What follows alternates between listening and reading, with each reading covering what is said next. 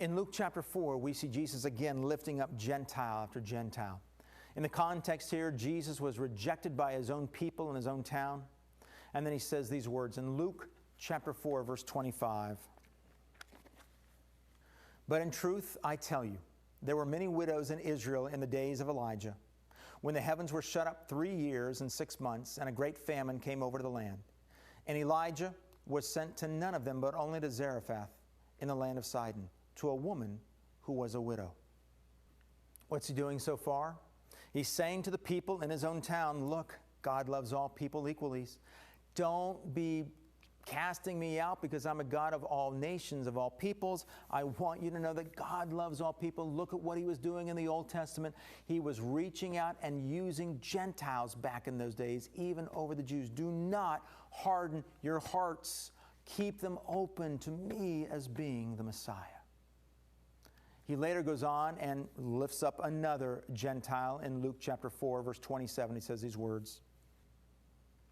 And there were many lepers in Israel at the time of the prophet of Elisha, and none of them were cleansed, but only Naaman the Syrian. What do we learn from this? 2 things. Number 1, we who are close to the religious core can be the very ones that are rejecting the Lord. Just as Jesus, the people of his hometown, were rejecting him, so too can we be rejecting the Lord, even in the church. That's the whole part of the second part of the parable of the prodigal son, the older brother. The older brother was rejecting God by keeping all the rules, but still wanting to stay distant emotionally from his father. He wasn't happy when when his brother came back, the happiest day of his father's life. He wanted nothing to do with it. He was only worried about his inheritance. That means people are seeking God not for who he is, but for what they can give him.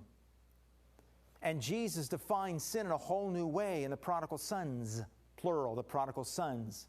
The younger son was rejecting God by breaking all the rules outside of the church. But the older son was rejecting God by keeping all the rules inside the church.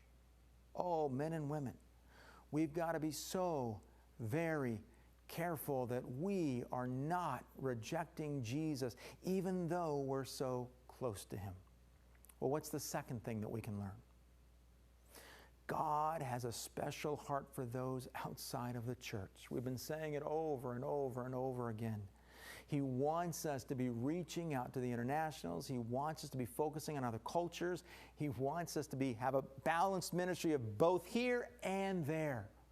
Here to our neighbors and there to the nations. We're to be impacting both for his glory.